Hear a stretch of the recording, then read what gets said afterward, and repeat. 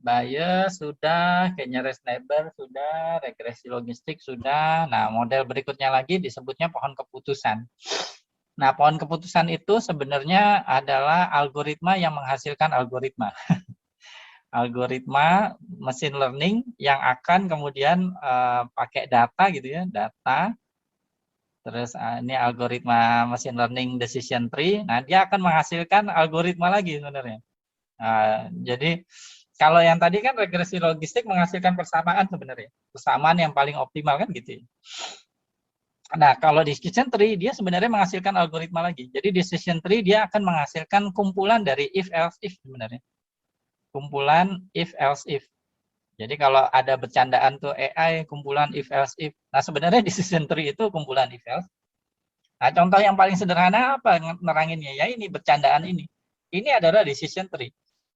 Decision tree. Dari namanya aja kita udah ngerti ya. Decision berarti keputusan. Tree itu pohon. Jadi kita membuat keputusan dari sebuah pohon. Pohonnya apa? Pohon logika sebenarnya. Pohon if else if. Jadi gini, contohnya ini, bercandaan ini. Engineering flowchart. Gerak enggak? Apakah harusnya gerak? Harusnya enggak gerak. Bergerak atau tidak? Tidak bergerak misalnya. Apakah dia harusnya bergerak? Iya, berarti kasih aja oli. Kalau dia nggak bergerak, tapi dia memang nggak bergerak, nggak ada masalah. Kayak gitu. Kan ini if else if. If dia move, yes. Then apa itu kita lihat lagi. If dia misalnya harusnya dia gerak nggak? Kalau nggak, pakai lakban. Kalau dia memang bergerak dan harusnya bergerak, ya biarin aja, nggak ada masalah. Gitu. Nah, ini adalah pohon keputusan. Apa keputusannya ini? Yang di ujungnya keputusannya. Variabelnya yang mana? Variabelnya di sini. Variabelnya di sini. Yang pertama adalah variabel does it move. Yang kedua adalah variabel should it. Jadi ada dua variabel di contohnya di sini. Ada dua variabel. X1-nya adalah does it move. Misalnya DIM saya sebutnya. Ini adalah DIM variabel pertama. Variabel keduanya ini should it. SI misalnya. Prediksinya Y-nya adalah ini. Apakah oli nggak ada masalah atau lakban. Jadi ada tiga tuh, ada A, ada B, ada C gitu. Misalnya A itu no problem, B itu dikasih oli, C itu dilakban. Nah, ini adalah decision tree sebenarnya. Nah, pertanyaannya kan kemudian adalah, jadi ini udah if else if ya, jelas ya. If it move ke kanan, should it apa enggak? Misalnya yes ke kiri, kalau no ke kanan kayak gitu. Nah, cuma paling nanti yang kita bahas di algoritma decision tree adalah gimana membentuk pohon ini. Udah gitu aja. Gimana membentuk pohon ini. Algoritmanya ada banyak. Jadi decision tree itu ada puluhan kali ya.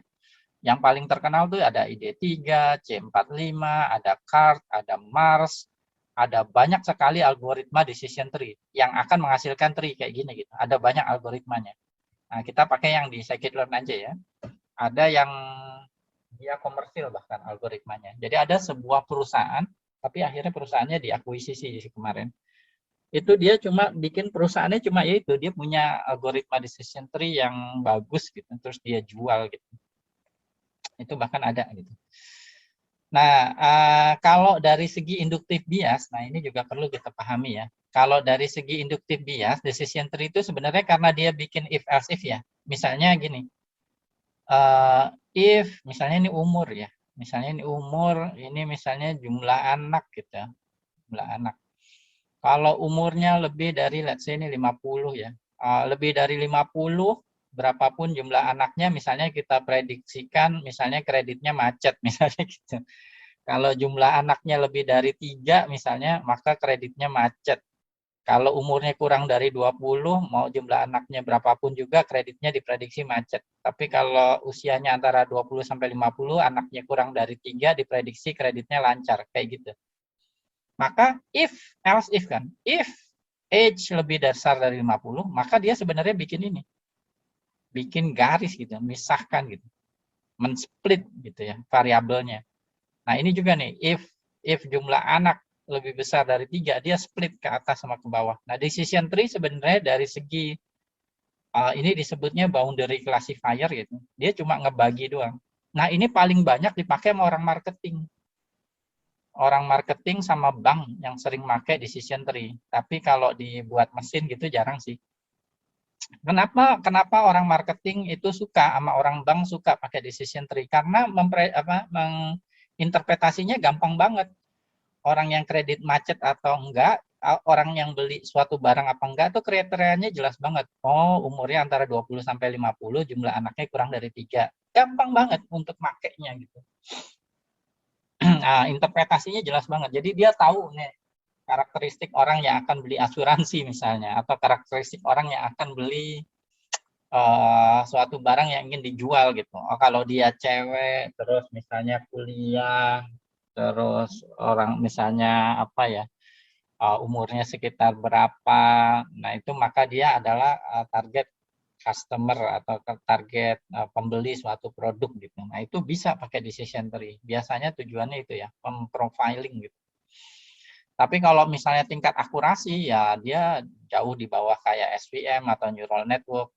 Jadi masing-masing model machine learning tuh nggak melulu masalah akurasi gitu. Tergantung keperuntukannya. Kalau peruntukannya kayak tadi kayak gini, untuk nyari insight, nah regresi logistik dan decision tree biasanya cukup bagus. Nah ini contoh yang sering banget di buku ya, sering banget di buku. Dan bagaimana kemudian decision tree itu bisa di dunia nyata itu sangat bermanfaat gitu. Ini tuh cerita ini hampir di banyak buku data mining, machine learning tuh contohnya ini. Jadi ini tuh storytellingnya adalah ada sebuah perusahaan golf sebenarnya. Ada sebuah perusahaan golf, terus ya kan orang kemudian nyewa golf itu kan tergantung cuacanya itu ya, apa cerah, apa berawan, apa hujan gitu. Nah, ternyata dari data dia, jadi di perusahaan golf ini dia nyimpen tuh datanya. Makanya penting sekali untuk setiap perusahaan nyimpen data sebanyak mungkin ya. Jadi nanti kalau kita perlukan tuh ada gitu. Nah, dia nyimpen nih apa itu customernya itu kliennya main apa enggak gitu golf berdasarkan ini variabel-variabel cuaca. Jadi contohnya di sini outlook-nya apa, cerah atau berawan atau hujan, terus kelembapannya gimana, terus sama berangin apa enggak. Dia nyimpen, terus dia bikin decision tree-nya, ternyata dari decision tree-nya dia mendapatkan seperti ini. Jadi kalau ini kasus nyata ini sebenarnya. Jadi kalau misalnya cuacanya berawan, orang cenderung main. Nah, nggak ada yang nggak main golf gitu ya. Kalau dia cerah gitu ya, ternyata tergantung kelembapannya. Kalau misalnya kelembapannya tinggi, orang nggak main. Mungkin karena ini ya panas terus nyeleket gitu. Kalau orang Jawa nyebutnya nyeleket, nyeleket itu apa ya? Kayak bikin keringetan gitu, nggak enak. Tapi kalau kelembapannya nggak tinggi gitu ya, cukup kering ya oke main golf gitu. Nah, terus kalau hujan, ternyata tergantung hujannya berangin nggak. Kalau berangin nggak main. Ternyata kalau nggak berangin, hujan-hujan tuh masih pada main gitu. Mungkin enak nggak panas gitu ya sambil main hujan-hujanan. Nah, ini adalah pohon keputusannya. Jadi terus menggunakannya gimana? Nah, si perusahaan golf ini kemudian kan bisa lihat prediksi cuaca dari BMKG kan. Jadi lihat prediksi cuaca dari BMKG, kita nggak perlu lagi bikin AI-nya. Udah ada banyak sih perakiraan cuaca itu udah banyak baiknya dari Indonesia maupun dari luar Indonesia, internasional gitu ya. Dan itu bisa kita dapatkan gratis hasil prediksinya. Nah, hasil prediksi itu kemudian dimasukkan ke modelnya untuk menentukan misalnya nanti shift pegawai di hari-hari tertentu itu berapa banyak. Nah, kan akibatnya besar sekali bagi perusahaan.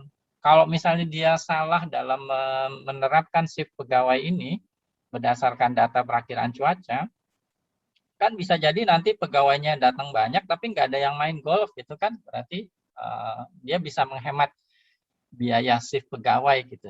Kalau ingin memprediksi sesuatu terkait penghasilan energi berdasarkan cuaca, maka data cuaca pakai aja perakiraan dari BMKG atau dari NOOA ya, atau dari sumber manapun untuk perakiraan cuaca. Kayaknya Google juga punya deh. Terus ya banyak lah itu sumbernya kalau perakiraan cuaca mah. Saya pikir kita nggak perlu predik lah kalau cuaca mah, kita ambil aja. Terus kemudian jadi salah satu variabel dalam machine learning atau AI. Nah, bagaimana mekanisme untuk membentuk pohon keputusan ini? Nah, itu dia bukan pakai statistik ya, dia pakainya namanya information theory. Orang yang paling terkenalnya namanya Shannon ya. Nah, dia rumusnya begini, ini mohon maaf kasih rumus dikit, tapi intinya cuma proporsi aja sih.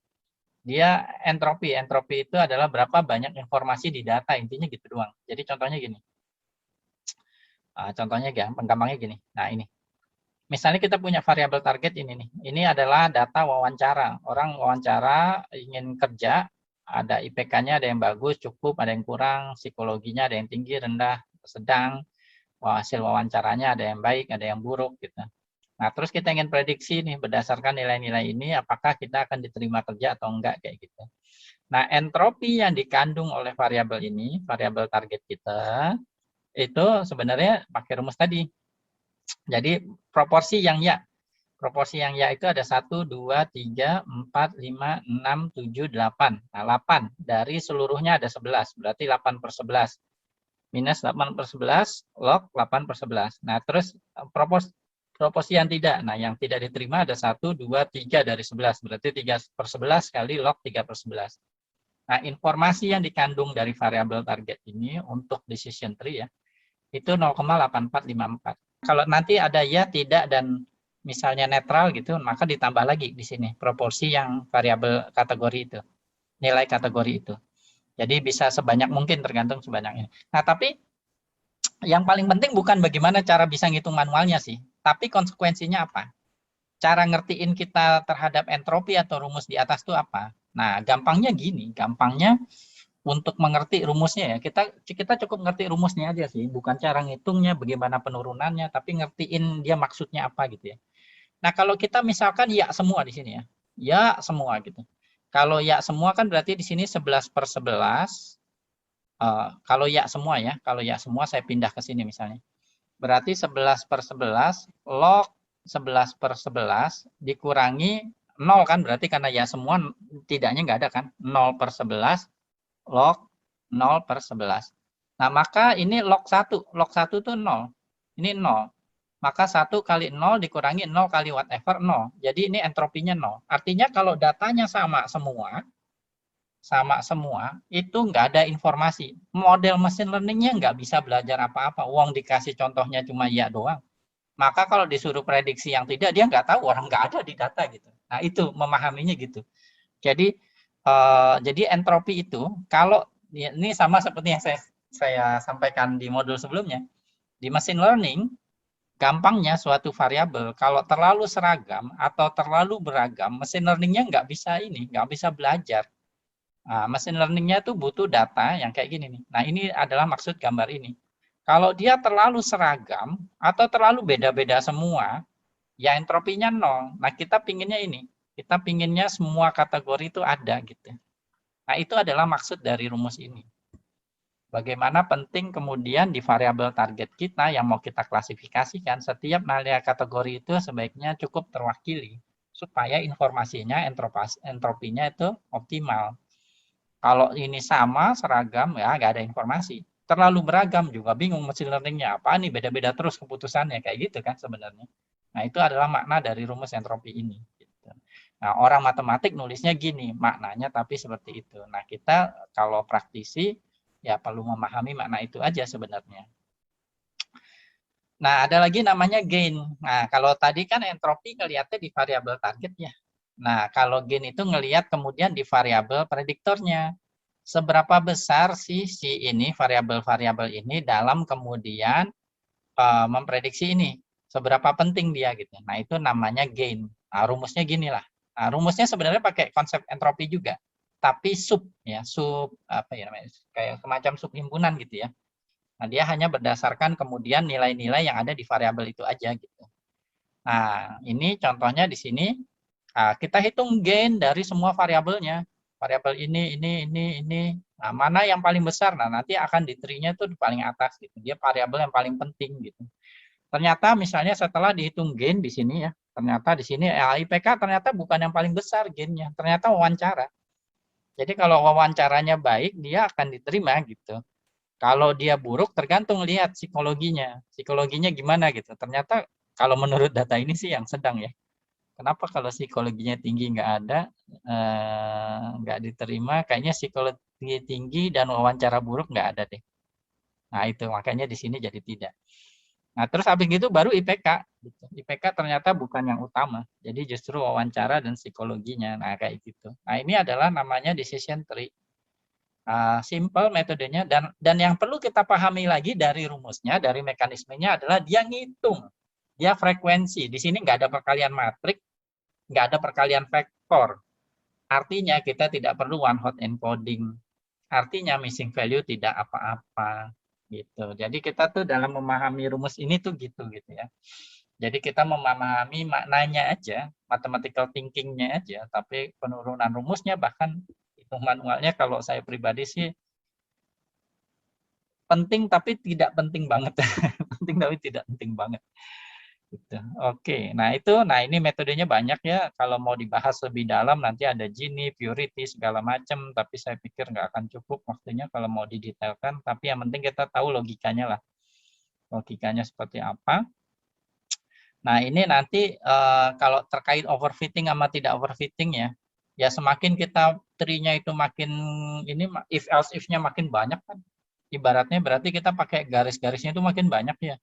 Nah, itu biasanya mengakibatkan overfitting. Jadi dalam hal ini kalau kita lihat sekilas harusnya kan ini ya, depth 3 itu optimal. Kalau kita tambahin lagi nih overfitting nih di sini. Nah, kan kayak gitu. Jadi nanti kalau kita bicara parameter dari tree-nya adalah seberapa dalam tree-nya. Mau seberapa banyak if else if-nya. Makin banyak sih di training data akan makin kecil, bahkan bisa nol. Selalu bisa nol di decision tree. Kita pakai if else if-nya banyak aja gitu. Tapi itu juga otomatis dia bikin if else if-nya. Nah, tapi kan nanti ketika di deploy, di tes data jadi jelek. Gitu. Nah, ini ya, kelebihannya dia, pohon keputusan itu enaknya kelebihannya preprocessing-nya nggak usah terlalu ini ya, rigid gitu, nggak rigid. Jadi, ada outlier juga kedetek sama dia. Terpisahin tuh sama decision tree, outlier, missing value bisa dianalisis juga pakai decision tree. Dari segi itunya dia robust gitu, modelnya. Dia kelemahannya ini aja, kalau dipakai buat insight ya, ada keadaan di mana kemudian misalnya ini data ya, terus kita bikin decision tree. Terus ada keadaan di mana kemudian datanya dirubah sedikit nih, ditambahin lagi di sini nih, dikasih perturbation istilahnya tuh, atau dirubah dikit atau dikasih noise dikit. Nah itu tree-nya suka berubahnya agak drastis gitu, padahal dikasih perubahannya cuma dikit gitu. Nah itu adalah kelemahan decision tree. Dan juga akurasinya tidak terlalu tinggi ya, karena dia sebenarnya kumpulan if else if doang. Jadi jangan harap akurasinya tinggi, kecuali permasalahan yang mudah banget kayak Iris ini. Tapi nanti di modul 2 ada permasalahan yang lebih ini ya, dia nggak bagus akurasinya. Cuma kelebihannya itu tadi, dia robust terhadap preprocessing yang nggak terlalu ketat gitu. Terus juga interpretasinya enak banget, gampang menginterpretasi. Kalau dari segi komputasi juga dia ini ya embarrassingly paralel, artinya kalau orang programmer tuh mau membuat prosesnya jadi paralel tuh mudah, termasuk di big data sih sebenarnya. Nah, untuk implementasinya di Python ya, nah itu nggak terlalu sulit, lagi-lagi cuma satu baris sebenarnya. Terus habis gitu training, di feed, terus dipredik, udah gitu doang. Jadi selalu cuma satu baris pemodelannya. Untuk bikin decision tree tadi cuma satu baris. Terus untuk ngefitnya di sini, nah ini adalah modelnya, berarti kalau mau deploy berarti ini nih nanti yang di save. Terus nanti dipakai buat predict gitu. Jadi ini nih variabel setelah di .fit itu yang di save kalau mau deployment ya. Nah, terus seperti itu, nah dapat di sini. Dan ini sama ya, terlihat ya bahwa selalu ada masalah di spesies ketiga itu ya. Yang 2 spesies awal mesti oke gitu. Akurasinya lumayan bagus karena permasalahannya juga sederhana. Terus, nah ini kelebihan dari decision tree, kemudian dia bisa menghasilkan ini fitur importance. Kita tahu variabel prediktor mana yang paling penting. Nah, menurut model decision tree ini, pakai perhitungan tadi, entropi, gain, dan segala macam, ternyata variabel ketiga paling penting. Habis itu variabel keempat. Nah, variabel kedua ternyata nggak terlalu penting. Nah, ini bisa dihasilkan. Nah, kalau di dunia nyata tentu ini sangat bermanfaat informasi ini. Jadi kita tahu variabel prediktor mana yang paling mempengaruhi apapun yang kita prediksi itu gitu. Nah, ini gampang banget ininya menginterpretasinya. Dan bahkan kita bisa bikin ini, bisa bikin decision tree yang kayak tadi itu, kayak gini. Jadi nanti kalau suatu ketika misalnya kita punya nemu bunga iris. Nah, kalau petal length-nya kurang dari 2,45 itu mesti kelasnya setosa. Jadi spesiesnya mesti setosa. Kalau petal length-nya kurang dari 2,45. Kalau enggak, maka ya udah tergantung nanti petal width-nya dan variabel-variabel lainnya untuk dia diprediksi apa kayak gitu. Nah, ini enak banget menginterpretasinya karena dari sini udah jelas banget ya karakteristik dari setiap kategorinya. Nah, terus kalau mau cross validasi kayak tadi sama ya, tinggal cross validation score. Nah, ini cuma ngerubah-rubah ininya doang, modelnya jadi DT gitu ya. Terus kita pakai box plot, ternyata dia juga di sini ya, kumis bawahnya yang harus hati-hati. Nah, kemudian tadi disambung ya, tadi ada pertanyaan tentang curse of dimensionality, namanya curse of dimensionality. Nah, itu bisa dibuktikan secara analitik maupun secara empiris. Artinya bisa dibuktikan pakai penurunan rumus dan bisa dibuktikan melalui eksperimen bahwa kalau variabelnya makin banyak, mau klasifikasi, mau clustering, hasilnya makin jelek. Jadi ini makin lama makin jelek kalau nambah jumlah ini variabel kita kebanyakan. Nah, itulah mengapa juga filter selection ya atau pemilihan variabel itu jadi penting. Jadi di awal itu tadi dan usahakan sih utamanya dari knowledge. Bisa pakai metode-metode gitu ya. Nah, tapi utamanya sebenarnya domain knowledge dulu bahwa variabel apa yang mempengaruhi apa yang mau kita prediksi. Gitu. Nah, jadi ini hati-hati nih cost of dimensionality. Nah, kalau di decision tree, nah, dia mengakali ini dengan cara bikin subtree namanya. Nah, kumpulan subtree ini jadi forest. Jadi kumpulan pohon kan hutan gitu ya. Nah, metode berikutnya berarti adalah disebutnya random forest. Nah, bagaimana dia cara kerjanya? Simpel aja. Jadi kita punya data nih. Nah, random forest itu dianjurkan, disarankan kalau kita variabelnya banyak. Ini variabelnya banyak nih data kita nih. Ini ada yang mau kita prediksi Y di sini. Lalu di sini X1 sampai X100 misalnya. Nah, algoritma ini random forest, dia cuma gini toh. Jadi misalnya X1 sampai X10 misalnya. X1 sampai jangan 10 lah, 20 taruh. Dia bikin decision tree. Dia bikin decision tree, terus dia tetap kan prediknya Y. Jadi dia predik Y. Nah, taruhlah di sini Y cap 1. Lalu variabel misalnya 21 sampai 40. Dia bikin decision tree lagi. Dia punya prediksi lagi, Y2 cap. Dan seterusnya, berarti kalau ini 100 variabel, berarti ada yang tree kelima ya di sini. Ada decision tree lagi. Dia pakai variabel ke 80 sampai ke 100. Nah, dia prediksi lagi di sini. Prediksi yang kelima. Lalu di sini dia pakai konsensus gitu. Jadi misalnya data pertama. Data pertama itu mau diprediksi apa? Nah, kita lihat menurut tree yang pertama dia prediksinya apa? Misalnya di sini A. Jadi mirip kayak KNN tadi. Yang kedua ngomong A, yang ketiga ngomong A, yang keempat ngomong B, prediksinya nih ngomong B. Maka prediksi akhirnya adalah A. Udah. Random forest itu konsepnya cuma gitu tok. Jadi dia bagus kalau variabelnya banyak karena kemudian untuk menghindari tadi curse of dimensionality dia bagi-bagi gitu sub-sub variabel. Nah ini secara digambarkan gini. Jadi kita punya data dia bikin tree ada banyak. Nah kumpulan tree kan disebutnya hutan. Makanya metodenya ini hutan forest. Makanya metodenya disebut random forest. Randomnya itu dia pemilihan variabelnya random di sini dalam bikin tree-nya. Nah, kemudian digabungkannya bisa berdasarkan ini kayak gini. Berdasarkan voting gitu ya, mayoritas dia jadi hasil prediksinya. Nah, bisa juga berdasarkan probability nanti misalnya. Misalnya pohon yang pertama dia memprediksi A, dia yakin 90% bahwa prediksinya A. Nah, di sini dia di sini 80%, ini misalnya kecil lah. Misalnya dia memprediksi A, keyakinannya 60% probabilitasnya. Ini 55%. Ini misalnya 65%. Nah, ini diprediksi oleh pohon keempat sebagai B, dia 90% yakin. Nah, ini 85% yakin. Nah, bisa juga selain pakai tadi mayoritas gitu ya, bisa juga ngelihat probabilitasnya lalu dirata-ratakan. Jadi rata-rata mempredik A ternyata sekitar 60%, tapi rata-rata mempredik B ternyata 80%-an. Nah, maka prediksinya jadi B bukan A. Jadi bisa dua macam, bisa majority voting, bisa average probability voting. Average probability voting. Nah, kayak gitu. Jadi random forest cuma gitu aja. Nah, lagi-lagi cara melakukannya cuma satu baris, random forest classifier, trend, predict, udah gitu doang selalu. Nah, ternyata di sini dia nggak perform ya. Dan kalau kita memahami modelnya, kita akan paham kenapa dia nggak perform. Karena random forest dianjurkan memang untuk yang variabelnya banyak. Tapi kan di sini variabel cuma 4. Ya kan?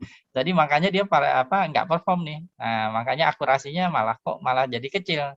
Artinya apa? Modelnya terlalu kompleks untuk permasalahannya. Saya ulangi sekali lagi, kalimat itu penting banget. Kebanyakan orang ketika belajar machine learning dan data science selalu tergoda untuk itu ya, pakai model yang sekompleks mungkin gitu. Tapi model yang kompleks pada permasalahan yang sederhana itu backstep efeknya malah negatif gitu. Kayak gini, kita bikin random forest, variabelnya cuma 4, padahal random forest bagi-bagi variabel, bikin tree masing-masing. Ya jadi malah ngaco, akhirnya malah lebih jelek daripada decision tree-nya ya. Ya karena dia nggak sesuai dengan peruntukannya. Harusnya dia untuk handle yang banyak variabel, tapi ini karena contoh aja ya, kita lagi belajar mengenal masing-masing model machine learning, maka ya nggak apa-apa, kita coba aja, sengaja berbuat salah untuk belajar gitu. Ya, dan di sini juga kurang lebih sama ya, dia nggak bagus predik yang spesies ketiga gitu. Dan juga lagi kayak gini kita bisa lihat, nah sama ya kayak decision tree, kita bisa tahu fitur importance-nya, ya berarti variabel keempat dan ketiga paling penting, setelah itu baru variabel pertama ya di sini, baru variabel kedua kayak gitu. Terus ini sama selang kepercayaan dari evaluasinya dan juga box plotnya. Nah ini box plotnya kurang bermakna nih. Nah ini ya, jadi model yang lebih kompleks belum tentu lebih baik, hati-hati. Ya, jadi kita kalau nggak perlu deep learning misalnya, kalau model machine learning biasa udah bagus untuk memprediksinya, maka saran saya pakai yang biasa saja, gitu, nggak perlu machine learning. Kecuali memang yang model biasa underperform, ya, underfit, tidak bagus, kita perlu model yang lebih kompleks, maka ya oke. Berikutnya gini, nah ini menarik nih. Nah ini sekarang kita akan ngebahas support vector machine. Nah ini sejarahnya dulu begini. Tahun 90-an ya, 90-an kan awalnya neural network itu tenar ya. Neural network, jaringan saraf tiruan, itu sempat populer ya. Sempat populer, cuma neural network dan deep learning itu punya kelemahan. Kelemahannya adalah gini. Jadi saya sempat menyampaikan di pagi bahwa konsep umum dari machine learning itu adalah sebenarnya minimum dari fungsi error. Jadi fungsi error itu biasa disebut sebagai loss function. Nah ini ingin kita minimumkan nih. Hasil minimum dari ini adalah kemudian parameter yang kita pilih gitu, parameter model. Nah kemudian bentuk fungsinya kalau neural network ya, neural network dan deep learning, bentuk fungsi ini gitu. Kalau kita gambarkan kurang lebih bentuknya itu gini. Gitu. Jadi kalau kemudian kita pakai metode apapun juga, algoritma gitu ya. Nah, kita kalau mau nyari nilai minimum tuh suka kan kita kepinginnya minimum yang ini ya, yang paling bawah banget, paling minimum gitu ya. Nah, tapi seringnya di neural network dan deep learning itu kita minimumnya bukan yang paling bawah ini, tapi di sini nih. Nah, ini minimum paling bawah ini disebutnya minimum global. Yang di sini itu namanya minimum lokal. Nah, kelemahan dari neural network sama deep learning tuh gitu. Kadang-kadang dapatnya minimum lokal. Maksudnya apa minimum lokal? Maksudnya gini. Kalau kita punya data, terus kita pakai neural network atau deep learning, terus kita dapat parameter optimal nih. Nah, ini belum tentu optimal yang paling optimal banget. Orang lain bisa melakukan hal yang kurang lebih sama, tapi terus bisa dapat yang lebih baik lagi. Karena optimal yang didapat ini bisa jadi di sini gitu, bukan di sini. Nah, support vector mesin, dia bentuk fungsi ininya nggak kayak gini. Dia bentuk fungsinya begini. Artinya kalau dapat optimal, pasti optimal yang paling optimal. Nggak ada lagi yang lebih optimal lagi atau optimal yang lain nggak ada. Nah, ini disebutnya convex. Jadi tahun 90-an itu neural network sempat populer, lalu popularitasnya sempat kalah sama SVM. Jadi SVM sempat lebih populer daripada neural network gara-gara ini. Jadi karena dia nggak convex seperti ini nih, beberapa software kayak SAS zaman dulu tuh, apalagi ya SPSS ya, enterprise minor ya. Terus kalau SAS itu SAS enterprise minor, SEM. Kalau SPSS itu dulu namanya apa ya? Clementine. Kalau dulu namanya. Jadi di softwarenya itu dulu GUI gitu ya. Ada tampilannya, tapi kalau pakai neural network tuh kita nyetop sendiri gitu iterasinya gitu. Kita sambil ngelihat graf gitu. Aneh banget rasanya. Aneh banget rasanya. Tapi itulah kelemahan neural network dan deep learning ya. Bahwa kemudian ya ini, dia bisa kemudian jatuh di sini gitu, bukan di sini yang kita inginkan. Nah itu jadi sempat populer support vector machine dibandingkan neural network karena itu. Nah konsepnya dia sederhana ya. Jadi pemodelan awalnya itu kalau di 2 dimensi gitu, bayanginnya hanya ada 2 variabel. Nah terus misalnya ada 2 kelas ya, 2 kategori gitu dalam variabel targetnya. Biasanya sih kalau di buku-buku nulisnya 1 sama min 1 gitu. Nah ini cuma kita bayangkan ada garis pemisah gitu. Nah ini garis di dimensi 2, di R2 kita bilangnya garis. Nah, garis ini kemudian memisahkan antara 2 kategori ini. Jadi kalau di atas itu masuk kategori 1, kalau di bawah masuk kategori 2. Nah, cuma kan cara membuat garis ini ada banyak ya. Bisa ini garisnya, bisa ini, bisa ini, bisa ini. Itu kan semua garis-garis ini memisahkan 2 kelas atas dan bawah kan. Nah, berarti kita harus spesify nih. Kita harus perjelas garis mana yang kita mau gitu. Nah, si support vector mesin ini dia konsepnya adalah margin. Jadi kita kayak bikin apa ya namanya batas gitu ya, margin kayak di Microsoft Word gitu, batas. Kan di Microsoft Word kalau kita bikin dokumen ada margin tuh kiri kanan atas bawah. Nah, kita pingin marginnya ini segede mungkin antara kelas yang min 1 sama 1 gitu. Kita ingin marginnya sebesar mungkin. Nah, nanti tengah-tengahnya, nah itulah SPM-nya, si garis pemisah SPM-nya. Nah, itu ternyata untuk kemudian membuat garis yang seperti itu, nah itu sama dengan ini, sama dengan permasalahan matematik ini. Jadi setengah minimum dari setengah W kuadrat itu artinya garis ini yang sejauh-jauhnya. Nah, data-data yang ada di marginnya pas nempel sama batasnya ini disebutnya support vector. Nah, makanya metodenya namanya support vector mesin. Nah, ini support vector, ini juga support vector, ini juga support vector gitu. Ini adalah data-data yang berada di pas batasnya. Nah, makanya metodenya disebutnya support vector mesin. Kenapa vektor? Karena datanya sebenarnya vektor. Kan tabel kita gini ya. Ini Y, terus ini X1, ini X2, ini X3 misalnya. Ini kan vektor sebenarnya. Satu baris data itu kan vektor. Ini kan vektor. Nah, kumpulan vektor-vektor ini jadi matriks gitu kan. Nah, makanya kenapa support? Karena dia mensupport si ini, si garis ini, si marginnya ini. Gitu. Nah, kalau misalnya kita bicara machine learning, maka ini data-data yang penting gitu, data-data yang penting yang kemudian penting untuk kemudian memisahkan kategori yang 1 dan min 1, yang A dan B. Gitu. Jadi itu adalah ceritanya dari si support vector mesin. Nah, kalau di dimensi 2 dia berupa garis, jadi kalau di R2 dia garis. Kalau di dimensi 3 kan jadi ini, bidang datar kan. Jadi kayak triplek gitu, bidang datar atau disebutnya plane ya.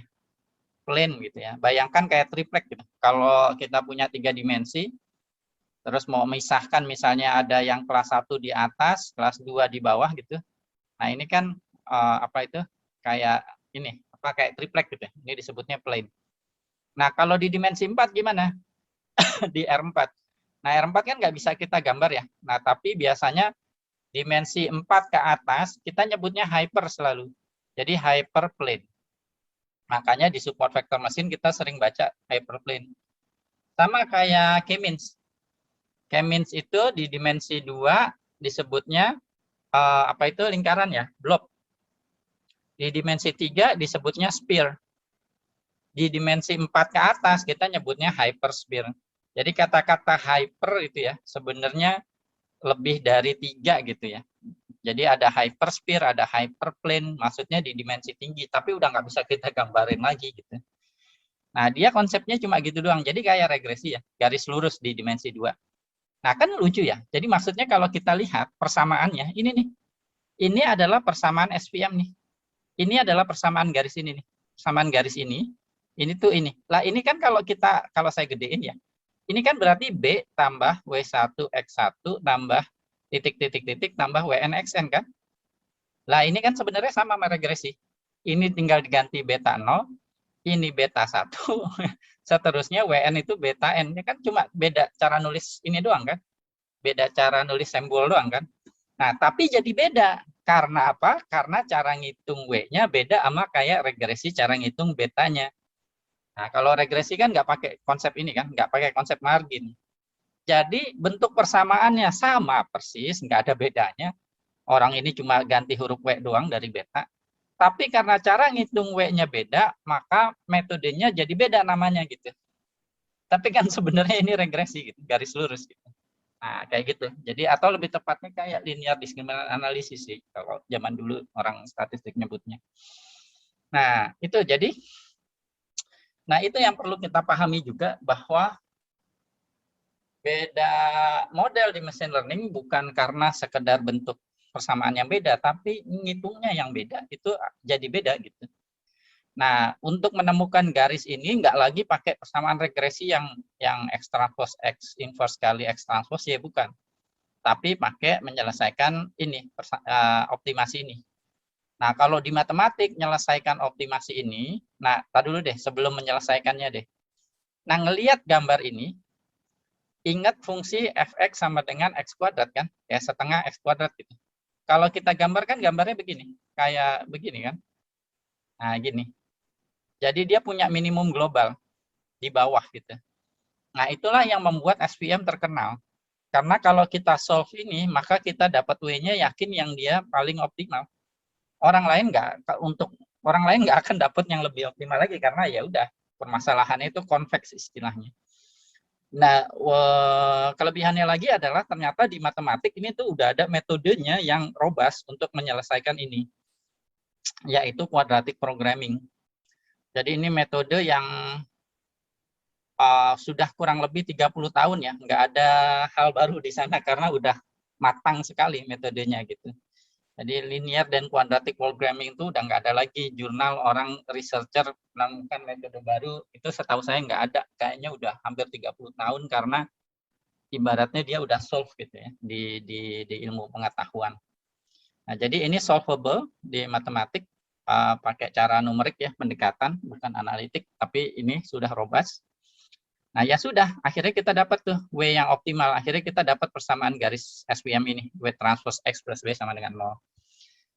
Nah, tapi kan kalau dipikir-pikir kok ini ideal banget sih terpisah yang satu di atas, yang satu di bawah gitu. Enak banget, seenaknya aja gitu. Nah, maka kemudian berangkat dari situ, nah ini disebutnya hard margin SVM. Nah, kemudian ada orang yang protes, enak banget gini, ya jelas aja tinggal garis gitu doang. Tapi kan belum tentu terpisah seperti ini. Nah, emang iya, kalau dia tidak terpisah seperti itu, maka gambarnya kayak gini. Nah, maka kemudian bisa jadi yang hijau itu ngelewatin atau yang merah ngelewatin di sini gitu ya. Nah, ini kemudian disebutnya slack. Ini slack. Jadi kayak apa ya? Kita mentolerir kesalahan gitu. Ibaratnya gitu slack, mentolerir. Jadi bolehlah ada error gitu ya, error atau slack gitu ya. Tapi jumlah dari error atas slack itu juga kita minimumkan, gitu doang. Gitu doang. Nah, ini disebutnya soft margin. Jadi kalau seandainya datanya tidak linearly separable, istilahnya gitu. Maksudnya tidak linearly separable, maksudnya persamaan linear tidak memisahkan keduanya gitu. Jadi dua kategori yang berbeda. Nah, kita nyebutnya soft margin. Dan ternyata pemodelannya sederhana banget. Ya udah, kalau nggak bisa, ya errornya dibikin seminimum mungkin aja. Ya udah, berarti slacknya dijumlahin, kita minimumkan, udah gitu doang. Jadi matematiknya yang kita perlu pahami itu aja sebenarnya. Dan ini nanti konsep ini dipakai di deep learning sebagai namanya apa itu di deep learning juga dipakai konsep yang sama, konsepnya ya. Tapi kalau di deep learning nanti ini dikuadratin atau dikasih norm gitu ya. Tapi konsepnya sama, kalau ada error kita minimumkan gitu. Nah, itu soft margin. Jadi itulah SPM, udah gitu doang. Nah, kelebihannya tadi ya, kelebihannya adalah dia convex. Itu yang paling utama banget, kelebihannya di convex. Nah, kalau sampai sini juga, kalau kita lihat rumus matematiknya kayak gini, maka berarti variabel kategori perlu di one hot encoding. Karena dia bukan ngitung frekuensi, tapi dia ngaling-ngaliin vektor. Kalau ngaling-ngaliin vektor ada missing value dan ada variabel kategori, ya nggak bisa. Gitu. Jadi kita ngelihat rumusnya tuh ya gini. Kalau ngelihat rumus kayak gini kan berarti ini norm. Ini Frobenius norm, norm 2 dikuadratkan. Oh ya, nggak bisa, ada missing value. Dan kalau ada variabel kategori berarti harus one hot gitu. Jadi kalaupun nggak paham misalnya penyelesaiannya atau analitiknya, nggak apa-apa, yang penting lihat aja rumusnya. Kalau rumus kayak gini nggak masuk akal kalau kita nggak one hot. Kalau ada missing value dia nggak jalan, ya karena ngalihkan matriks W kali X. Kalau ada yang kosong mana bisa jalan gitu. Jadi ngelihat rumusnya gitu aja. Nah, kemudian kelebihan lain dari SPM ini selain tadi convex ya, dari bentuk ininya sih, dari bentuk modelnya ya. Karena tadi bentuk modelnya B tambah W0X0 tambah titik-titik tambah WNXN. Nah, berarti kan si WW-nya ini bisa kita interpretasi. Dia kayak regresi kan. Nah, SPM kelebihan selanjutnya adalah dia interpretable. Artinya bisa memberikan insight. Atau kalau pakai bahasa yang keren sekarang disebutnya XAI. Explainable AI gitu ya. Nah, itu jadi dia bisa bisa diinterpretasi. Nah, gitu. Jadi itu kelebihannya lagi. Kayak K-nearest neighbor kan tadi nggak bisa ya. Terus naik bias juga tadi nggak bisa tadi pagi. Jadi ada machine learning yang emang untuk predik doang, nggak ada insight-nya. Tapi ada kemudian yang kayak regresi logistik, decision tree, dan support vector machine ini, dia masih bisa memberikan insight tambahan selain hasil prediksinya. Gitu. Nah, oke. Nah, yang membuat dia sempat tenar ngalahin neural network juga karena kernel trick ini. Nah, kernel trick ini kalau saya bilang jenius sih. Gini, nah, misal saya ada dimensi 2 ya. Nah, ini permasalahan tahun 50-an terkenal nih, namanya permasalahan XOR. Kalau kita punya data cuma 4 data ya, 4 data dengan 2 kategori, yaitu lingkaran dan silang gitu.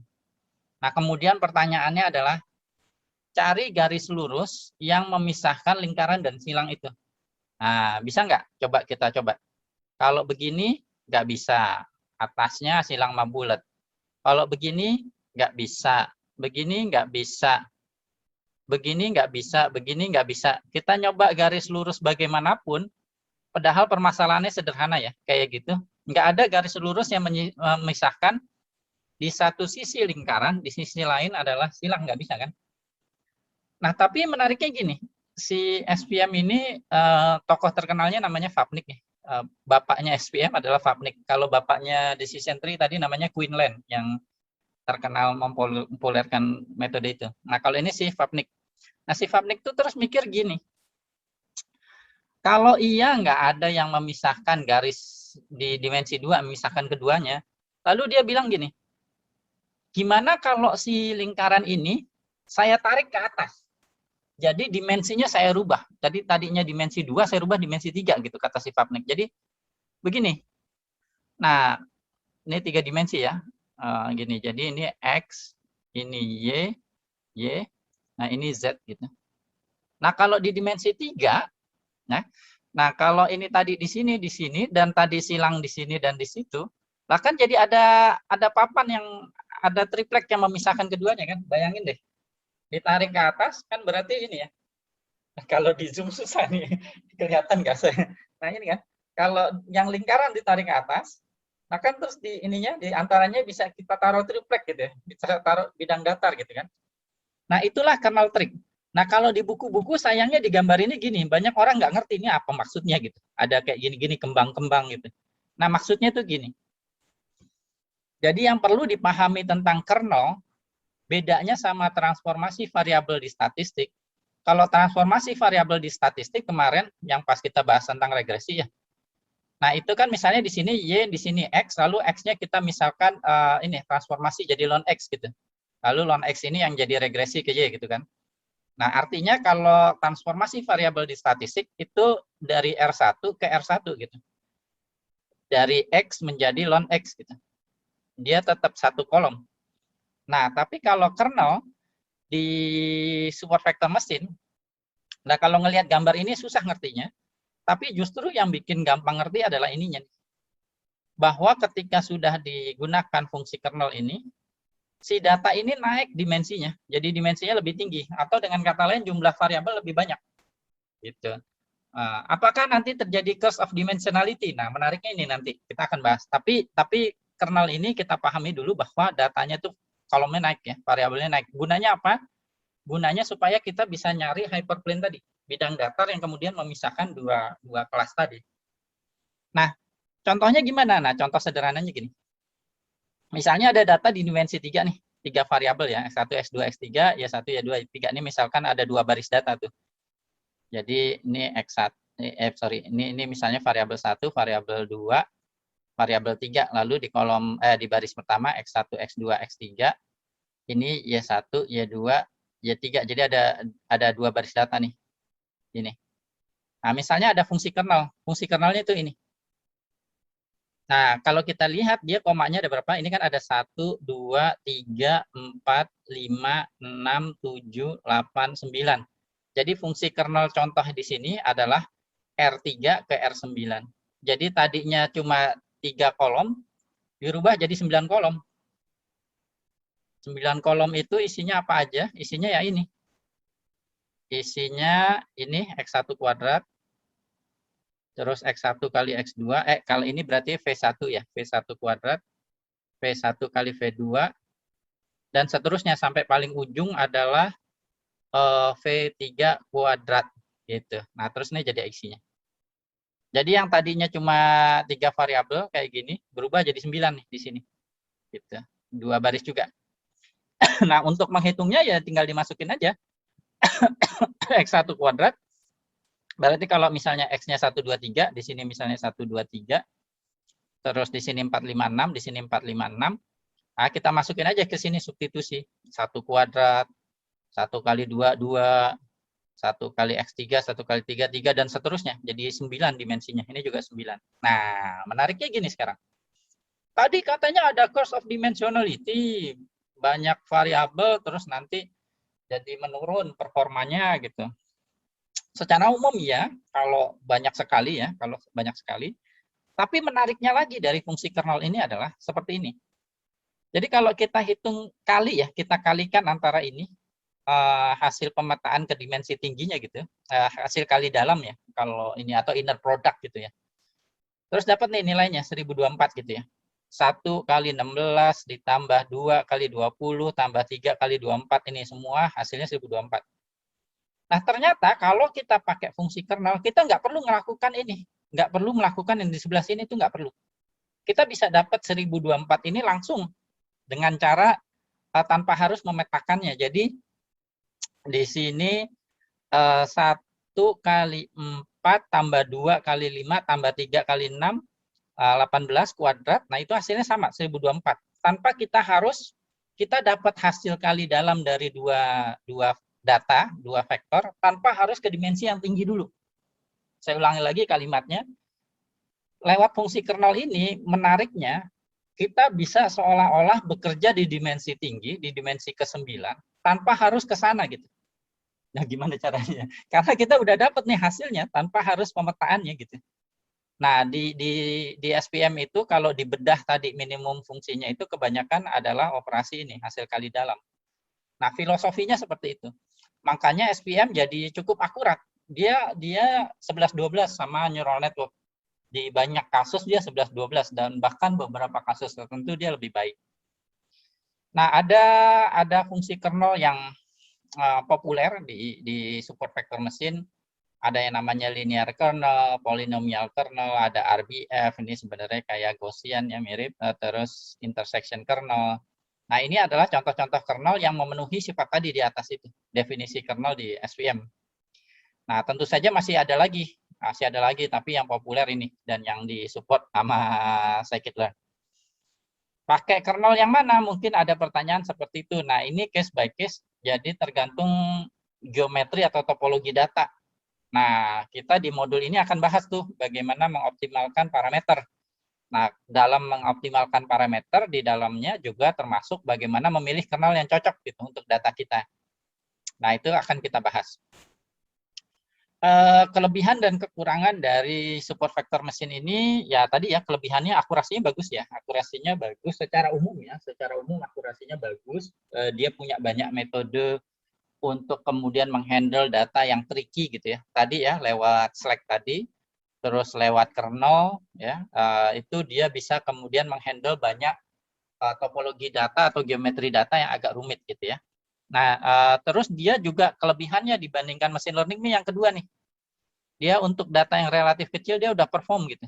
Kenapa? Kenapa dia data relatif kecil perform? Nah, kita perlu paham logikanya. Karena tadi si support vector tadi.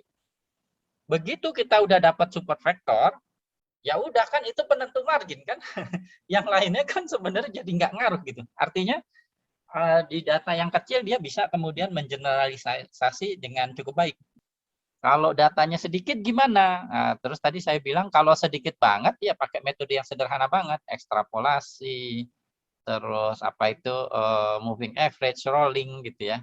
Kalau datanya lumayan, machine learning. Nah, datanya lebih banyak lagi, baru kita deep learning. Biasanya gitu ininya, apa urut-urutannya gitu ya. Nah, kemudian dia tadi convex sudah dibahas, minimum global, pasti convergen. Ibaratnya kalau di deploy gitu ya, terus kita training, pasti trainingnya berhenti iterasinya, dan ketika berhenti dia mendapatkan parameter optimal. Nah, neural network sama deep learning sebenarnya belum tentu. Jadi nanti pada kasus-kasus khusus iterasinya bisa nggak berhenti, bisa nggak menghasilkan menuju yang optimal tuh bisa ada permasalahan-permasalahan seperti itu. Nah, kelemahannya ada dua yang utama sih ya. Yang utama sih untuk data besar, dia komputasinya juga besar, terus kalau misalnya kategorinya banyak, dia nggak bagus biasanya. Jadi kita punya variabel Y, terus kategorinya banyak macamnya gitu. Misalnya A sampai Z gitu.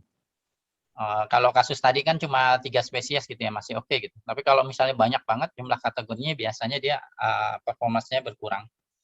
Termasuk juga kalau ada noise sih, noise itu juga akan mempengaruhi si hyperplane-nya itu, persamaan pemisahnya itu gesernya terlalu jauh kalau ada noise. Jadi kalau mau pakai SVM, selain tadi missing value harus dihandle, terus apa itu, apa tadi, missing value sama apa, ya kalau ada noise ini juga harus di ini preproses dengan sebaik mungkin. Oh, tadi variabel kategori harus di one hot, maka di preprocessingnya juga untuk menghandle noise dan outliernya itu juga harus dihandle sebaik mungkin. Kalau kita nggak turuh gitu ya di ininya preprocessing ketika kita mau pakai SVM, maka SVM-nya tidak bisa perform. Nah, ini kan lagi-lagi menguatkan pernyataan saya sebelumnya bahwa preprocessing itu spesifik juga terhadap model machine learning yang kita gunakan gitu. Jadi nggak kemudian kita preprocessing sekali terus dipakai untuk semua segala-gala gitu, nggak juga. Nah, ini untuk pemakaiannya saya pikir nggak akan ada masalah ya. Pemakaiannya mudah-mudahan Bapak Ibu udah run all semua. Di sini apa itu? Biasa ya satu baris ya perintahnya. Jadi hanya ini sebenarnya baris kedua, lalu .fit .predict gitu seperti biasa. Nah, ini dia powerful sekali ya. Kalau hasil ini dia mau spesies 1, 2, 3 semuanya oke sampai dapat ininya 1. Tapi ini belum cross validasi ya. Jadi ini tertinggi so far dari yang percobaan kita tadi. Nah, kemudian nah ini kalau kita mau tahu nih data-data terpentingnya atau support vektornya itu bisa kita keluarkan. Jadi kalau pada kasus ini misalnya Bapak Ibu bisa kalau di dunia nyata misalnya maka data-data pada yang seperti apa yang dia masuk ke support vector, artinya data-data itu penting untuk membedakan antara suatu kategori dengan kategori lainnya. Kita mau tahu dia ada di baris berapa gitu. Perintahnya ini di svm titik support underscore. Nah, maka ini berarti ada di baris pertama, baris ke-15, baris ke-42, baris ke-84, dan seterusnya sampai ini baris ke-89. Nah, kalau ingin tahu nilai-nilainya, perintahnya adalah DSVM. DSVM tadi ya, nama modelnya di sini. Nama ini DSVM, bisa dinamain apa aja. Lalu support vectors. Nah, itu adalah nilai-nilainya. Kayak gitu. Nah, Bapak Ibu mungkin bisa analisa lebih jauh nih, kenapa data-data ini jadi penting menurut SPM. Nah, SPM menemukan bahwa data-data inilah yang kemudian utama dalam memisahkan kategori pada variabel target. Dan perhatikan bahwa ini satu-satunya yang bisa ngejawab itu. Jadi misalnya gini, misalnya ada data. Kalau pimpinan nanya sama kita ya, misalnya kita AI engineer, ini variabel target, lalu ini ada data. Kalau pimpinan nanya ke kita, tolong ini dibuat model machine learning predik ini. Terus pimpinan nanya, variabel mana yang paling berpengaruh memprediksi Y? Nah, kita bisa pakai tadi tuh, misalnya neural network, regresi logistik, bisa pakai SPM juga untuk ngejawab misalnya, oh paling penting X3, yang kedua paling penting X1, yang terakhir nggak terlalu penting adalah X2.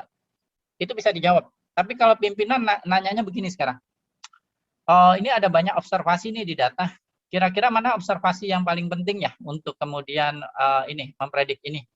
Itu cuma SPM yang bisa jawab. Model lain nggak ada yang bisa jawab. Deep learning nggak bisa jawab. Regresi logistik nggak bisa jawab. Decision tree nggak bisa jawab. Random forest nggak bisa jawab. KNN nggak bisa jawab. Naive Bayes nggak bisa jawab. Satu-satunya yang bisa jawab pertanyaan itu hanya SPM. Jadi ini menguatkan bahwa ketika kita menggunakan machine learning, kita benar-benar harus paham bahwa dia tuh kayak apa ya? Kayak palu gitu, martil, tang gitu, obeng. Dia ada peruntukannya sendiri masing-masing. Jadi kalau kita maku pakai obeng tentu saja nggak cocok gitu ya. Dan seterusnya, kita buka mur pakai martil, ya nggak bisa. Nah, makanya yang kayak gini-gini jadi penting sih. Dalam artian, oh ya oke, berarti dia bisa kasih informasi ini. Gitu. Dia bisa kasih tahu observasi mana yang penting gitu. Yang bahkan observasi-observasi itu akan menentukan nanti observasi yang lain akan dipredik apa gitu. Y-nya. Nah, itu disebutnya sebagai support factor. Nah, itu tidak bisa diberikan oleh model machine learning lainnya. Mau deep learning sekalipun nggak bisa, setahu saya nggak bisa. Kalau untuk nanya misalnya cuma sekedar kolom mana yang paling penting sih banyak. Nah, tapi yang ini cuma ini doang. Nah, kalau mau diinterpretasi juga bisa. Nah, ini juga kelebihannya support vector mesin nih. Jadi kemudian kita bisa keluarkan. Nah, cuma kan dia tadi 3 variabel ya di data ya. Nah, kan di data tadi ada setosa, virginica, apa-apa gitu, terus ada lagi satu lagi gitu, ada 3 macam bunga kan, ABC. Nah, padahal tadi katanya di pemodelannya adalah garis lurus. Berarti kan harusnya cuma misahkan 2 kan? Nah, dia bisa kemudian memisahkan variabel dengan 3 kategori, caranya gini. Nah, metode ini menariknya ditemukan oleh seorang dokter. Beneran, serius. Ini seorang dokter kanker yang menemukan metode ini. Jadi nama metodenya adalah one versus all, namanya Ryan Rifkin. Nah, si dokter ini meneliti tentang kanker. Jadi 10 jenis kanker kalau nggak salah. Terus dia mikir begini. Dia mikir kalau seandainya let's say ada 3 kategori ya. Jadi misalnya let's say lingkaran, silang, dan segitiga. Misalnya segitiga di sini. Kalau pakai sebuah garis lurus kan nggak bisa ya. Nah, terus dia mikir gini, ya udah, saya misalkan ini, yang lingkaran ini kelas A. Lalu yang segitiga sama silang ini saya jadikan satu, saya anggap dia kelas B. Lalu saya buat support vector mesin. Nah, maka hyperplane-nya yang ini kan. Nah, ini hyperplane yang pertama. Nah, kemudian habis gitu dia lakukan lagi, tapi sekarang beda. Sekarang dia misalkan kelas yang ini sama yang ini itu satu. Dia misalkan ini satu, ya, satu kelas gitu. Nah, terus versus yang ini, Maka kemudian kalau bikin hyperplane kan, maka hyperplane yang ini ya. Ini hyperplane 2. Nah, jadi kelas yang ini versus the rest gitu. Nah, terus habis gitu tahap ketiga tahap ketiga. Terus kemudian ini, kemudian dia menganggap gantian, berarti mana yang belum? Ini kelas A misalnya, terus ini dijadikan satu, jadikan satu. Nah, jadi seolah-olah satu kelas. Maka kemudian SVM-nya hyperplane yang ini kan, K3. Gitu. Nah, kalau sudah, ya sudah. Berarti dia mengiterasikan sebanyak kategori yang ada. Nah, kemudian dari sini dia bisa mengklasifikasikan variabel target dengan apa itu jumlah kategori sebanyak apapun. Nah, metode ini namanya OVA atau one versus all. Karena one class versus all other class, makanya disebutnya one versus all. Nah, bagaimana cara meinikannya? Cara prediksinya, misalnya ada suatu variabel, ada observasi baru di sini. Ya udah, dia pakai ketiganya gitu. Jadi berarti kan kalau menurut ini adalah ini versus the rest. Ini berapa ininya nilainya, probabilitasnya gitu ya. Terus kalau menurut ini berapa gitu ya. Nah, nanti kan akan dapat itu. Akan dapat kayak semacam probabilitas dia masuk kelas A, kelas B, atau kelas C. Nah, mana yang tertinggi itu adalah hasil prediksinya. Nah, itulah mengapa kalau kita outputkan koefisien dari VSM-nya, dia ada 3 hyperplane-nya. Ini, 1, 2, 3 gitu. Seperti itu. Nah, dan ini juga ada 3, karena kita bunga iris ada 3 spesies. Nah, maka kalau digambarkan tuh ada 3 gini, ada 3 pemisah gitu. Nah, seperti itu. Jadi, kalau mau diinterpretasi juga bisa, ini dikuadratkan semua nilai-nilainya. Maka kita mendapatkan kalau makin besar berarti dia variabelnya paling berpengaruh. Gitu. Nah, berarti untuk memprediksi kelas ketiga misalnya ya, contohnya, itu variabel 4 paling penting. Untuk memprediksi spesies kedua, maka variabel ketiga paling penting. Spesies pertama berarti variabel ketiga juga, ketiga, kedua, kayak gitu. Jadi dia masih bisa diinterpretasi hasilnya lewat si ininya, tapi dikuadratin. Jadi harus dikuadratin nilai ininya. Nah itu. Nah terus tadi kernel. Kalau di scikit-learn ini, kalau dibuka linknya, ini ada banyak kernelnya ya. Yang terkenal biasanya ini sigmoid, polinomial, radial basis function RBF, sama linear. Nah, kalau kita bikin loop gitu untuk mencoba menggunakan masing-masing kernel ini, maka kita mendapatkan hasil seperti ini. In which kalau kernelnya ngaco, hasilnya juga jelek. Gitu. Jadi kita juga harus hati-hati terhadap parameter kernel yang digunakan. Nah, terus kalau kita masih sama polanya mengikuti yang tadi ya, ini bagus banget nih. Rata-ratanya 0,98 dengan standar sinkronisasi sekian. Yang kalau di plot ya, dia variansinya kecil ya, tapi sayangnya minimum errornya apa itu cukup besar. Akurasinya cukup rendah ya minimumnya. Nah, kalau dilihat di sini menariknya malah regresi logistik yang memiliki resiko paling kecil. Padahal regresi logistik kayaknya kita remehin banget gitu. Regresi logistik kuno gitu ya. Dibandingkan misalnya model-model lain kan paling dianaktirikan seolah-olah ya, apalagi ada kata-kata regresi di depannya. Orang kayaknya udah meremehkan banget gitu. Regresi logistik. Tapi dilihat di sini ternyata untuk kasus ini setelah di cross validasi loh.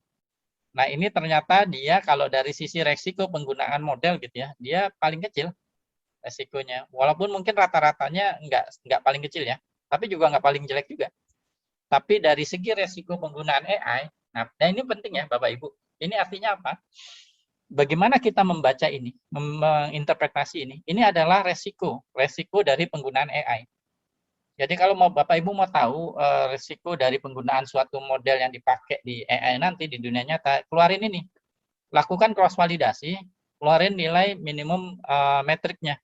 Nah, itulah resiko Bapak Ibu dalam memakai AI itu. Sejelek-jeleknya, seburuk-buruknya performance AI Bapak Ibu itu. Gitu. Jadi gitu caranya kalau mau mengevaluasi ininya. Nah, itu ya.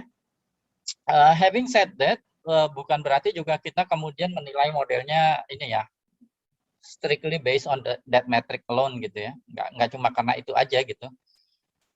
Tapi kita juga harus memperhatikan memang induktif biasnya, apa itu bias AI kita. Kalau kita mau pakai regresi logistik berarti ya kita asumsi ini dari awal. kayak nearest neighbor memang kita asumsinya itu, kita nilai seseorang lihat dari sahabat dekatnya, kayak gitu kurang lebih.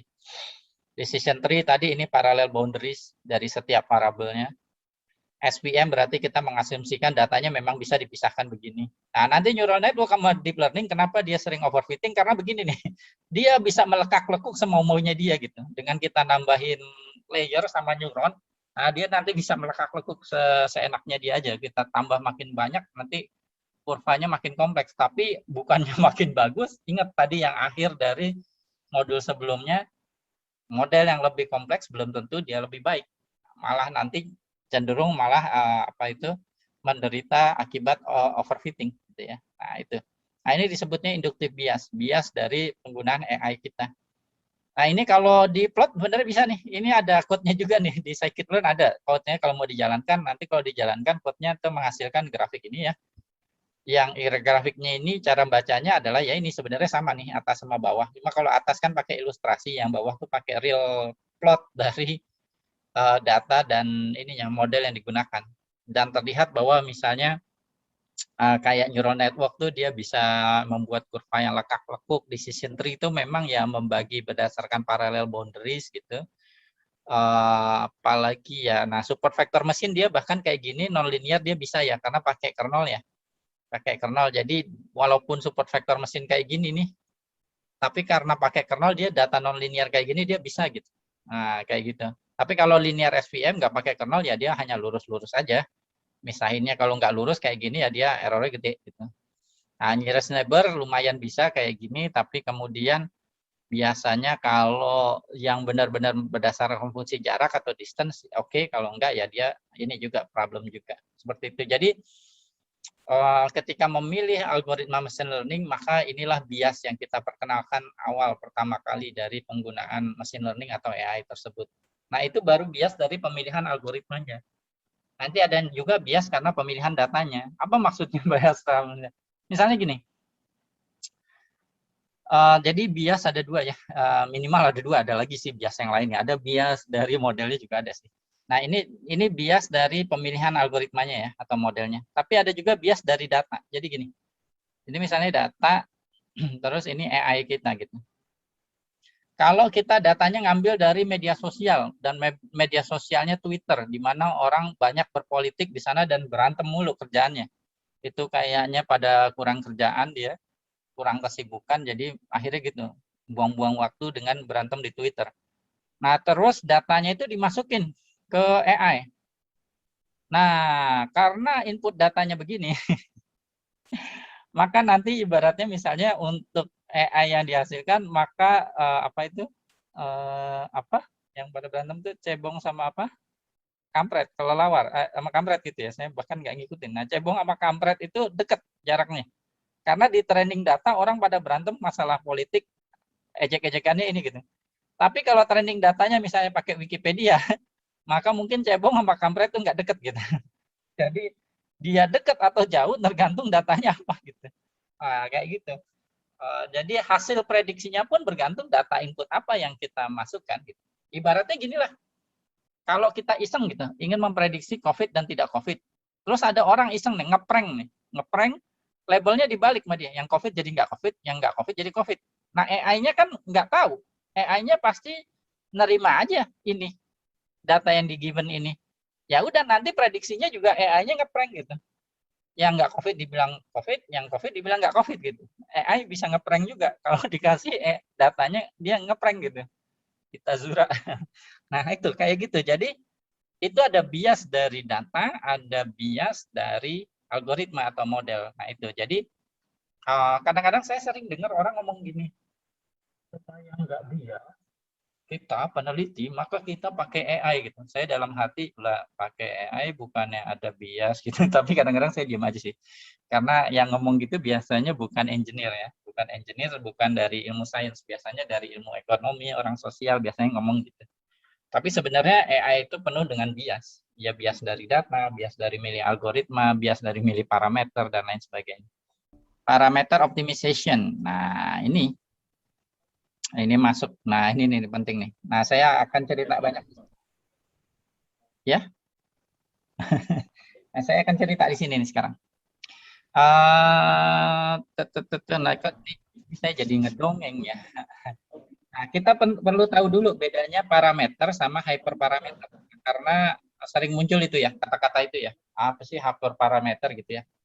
Kalau parameter model tuh tadi, W-nya tadi tuh. Atau kalau regresi itu berarti betanya gitu ya. Itu disebutnya parameter.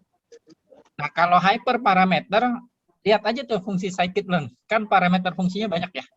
Ada random state, terus tadi di support vector mesin tuh ada C besar, pakai kernel apa, kayak gitu kan.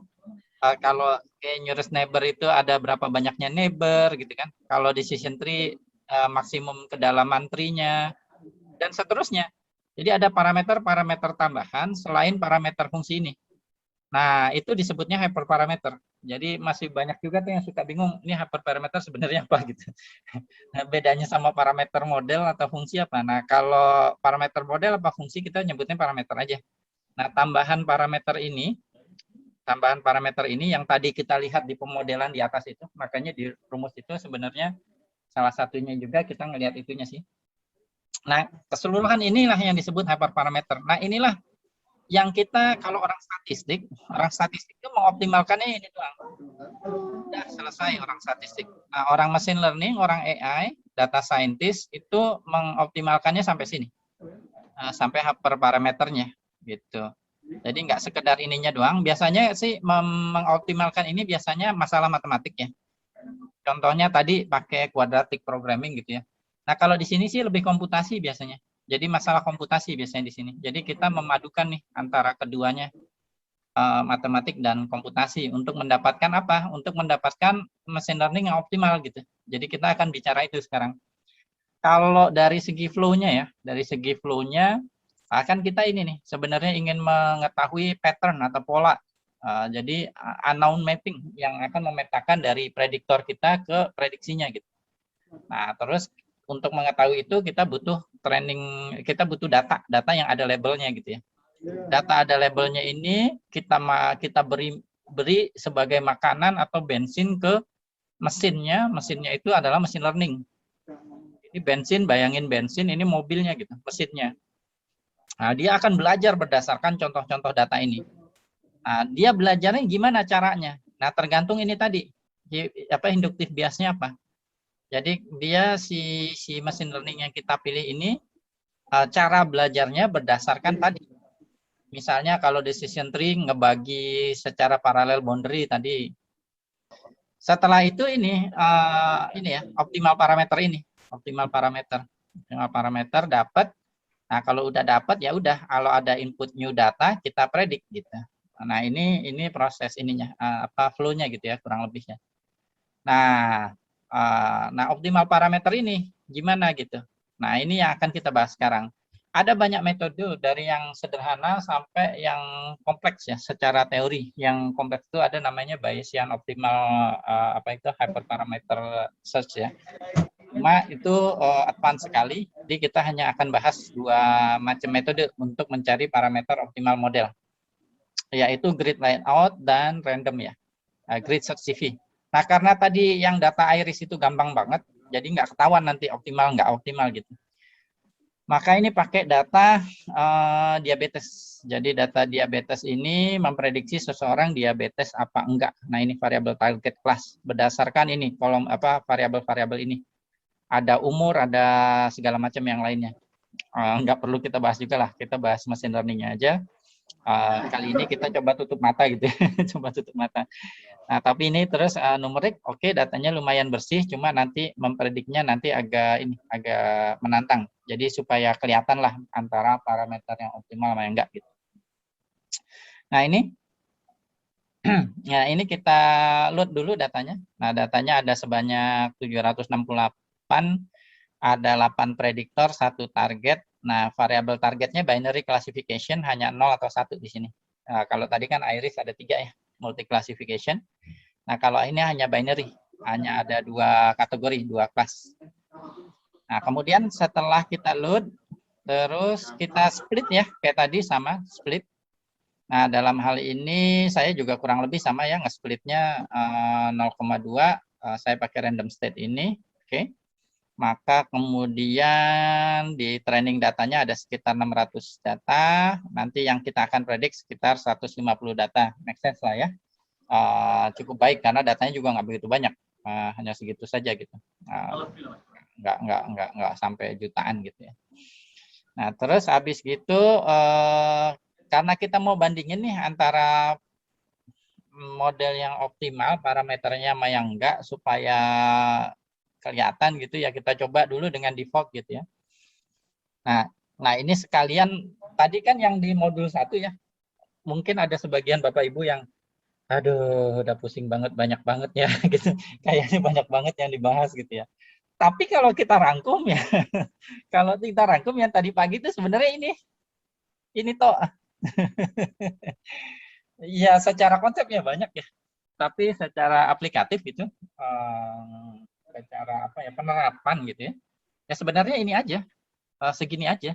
Yang tadi modul tadi pagi itu, keterangannya aja yang banyak karena apa ya tujuannya ada narasumber kan supaya menjelaskan ini maksudnya apa gitu ya. Jadi ya saya menjalankan tugas saja untuk menjelaskan itu model apa gitu. Tapi kalau dari segi praktisnya gitu pemakaian, apa yang dibahas tadi pagi itu cuma sel ini aja sebenarnya. Ya jadinya kalau kita melakukan yang kayak tadi pagi, tapi terhadap data yang tadi barusan diabetes ya, maka ya udah kayak gini aja. Jadi ini adalah model-modelnya. Kan ada ini ya, ada regresi logistik tadi, ada kayak nearest neighbor, ada bias, ada decision tree, ada random forest, ada SVM kan, udah semua ya. Nah ini sengaja nih kosong nih, kosong. Ini artinya apa nih? Ini artinya default parameter. Nah ini kita udah bahas waktu modul 2 ya, bahwa fungsi Python itu bisa ada default parameternya kan. Terus pas lagi bahas modul 2 saya bilang, nah ini sangat bermanfaat nanti pada saat machine learning gitu ya, sangat membantu sekali. Nah ini aplikasinya. Jadi sebenarnya fungsinya punya input parameter banyak, tapi ada default value-nya semua. Gitu. Jadi kalau misalnya kita masih awal baru mulai, ya kita bisa jalanin fungsinya tanpa kasih parameter apa-apa gitu ya, karena masih baru awal gitu. Nah, terus kita lakukan kayak tadi cross validation score, terus kita plot udah gitu doang. Nah, ini pemodelannya di sini. Nah, ini ngefit dan cross validation-nya di sini, fit dan cross validation. Nah, ini cuma untuk ngeplot gitu. Jadi terdiri dari 3 bagian utama ya, 3 bagian utama. Nah, ini juga ngeplot sebenarnya barisnya bisa bisa disederhanakan. Nah, kalau dijalankan pakai default parameter, nah ini kan karena dia tidak semudah tidak semudah masalah bunga iris gitu ya. Nah, maka kelihatan nih. Nah, sekarang kita diskusi dulu yuk Bapak Ibu ya. Hasil ini jelas ya, kekecilan nggak? Nah, coba kita diskusi. Menurut Bapak Ibu kalau hasilnya kayak gini, Bapak Ibu kesimpulannya mau pakai yang mana nih? Mungkin. Nah, kalau nggak ada pertanyaan, ini hasil default berarti ya Bapak Ibu ya, hasil default dari menjalankan model-model machine learning yang sudah kita bahas. Nah, kemudian sekarang kita coba hyperparameter optimization. Nah, sebenarnya ada lebih banyak metode dari ini ya. Tapi yang dasar yang bisa kita coba adalah metode grid search dan random search. Nah, apa itu metode grid search dan random search? Kalau bahasa sederhananya, saya akan terus terang ke Bapak Ibu. Grid search itu artinya coba-coba, udah itu doang. Nggak lebih, nggak kurang. Nyobain semua kemungkinan parameter. Udah, itu adalah grid search. nggak usah di sugarcoatin gitu ya. Kadang-kadang kalau akademisi itu nerang ini di sugarcoat gitu. Bahwa metode ini adalah bla bla bla bla bla bla bla bla bla gitu. Tapi kalau udah diterangin sejak lama, udah lama gitu, artinya sebenarnya nyoba-nyoba. Nyoba semua kemungkinan parameter, lalu nanti pakai yang terbaik. Itu adalah grid search. Nah, itu. Ya kalau bahasa kerennya grid search atau empirical eksperimen untuk parameter terbaik dan lain sebagainya sebenarnya. Tapi intinya adalah nyoba semua kemungkinan parameter. Udah itu. Nggak lebih nggak kurang. Nah, kalau random search dia nyobanya itu ngerandom gitu. Jadi dia nggak nyoba seluruh kemungkinan. Dia cuma nyobain beberapa gitu secara random terus dia milih yang terbaik di situ. Jadi dia lebih cepat. Kalau ini kayak apa ya? Ini tuh kayak brute force gitu. Kayak brute force. Jadi misalnya kita mau ngehack gitu, ngehack password gitu kan, bisa juga kita brute force kan, nyoba semua kombinasi gitu. Nah, grid search itu brute force. Oh, ini caranya orang Rusia gitu ya. Kalau misalnya komputasi kita gede, punya banyak resources, datanya tidak ini ya, relatif data terhadap komputasi kita masih bagus gitu ya, untuk menjalankan ini, jalankan ini aja. Ini nggak repot-repot dalam artian ya nanti dapat yang optimal lah modelnya. Kalau misalnya komputer kita datanya gede banget tapi resources komputasinya misalnya terbatas, ya bisa dicoba random search gitu ya. Nah, itu relatif lebih cepat biasanya. Nah, itu nah kemudian nah ini ya, ini flow, logical flow ininya ya secara umum ya. Jadi kalau biasanya sih yang common practice-nya itu dalam mencari base parameter itu pakai training data, yang nanti kalau di cross validasi training datanya itu dibagi dua lagi nanti, train sama val gitu. Tapi tes data jangan sama sekali mempengaruhi pembentukan model. Intinya itu sih. Kenapa? Karena tes data itu nanti seolah-olah data dari kalau machine learning-nya udah di-deploy gitu.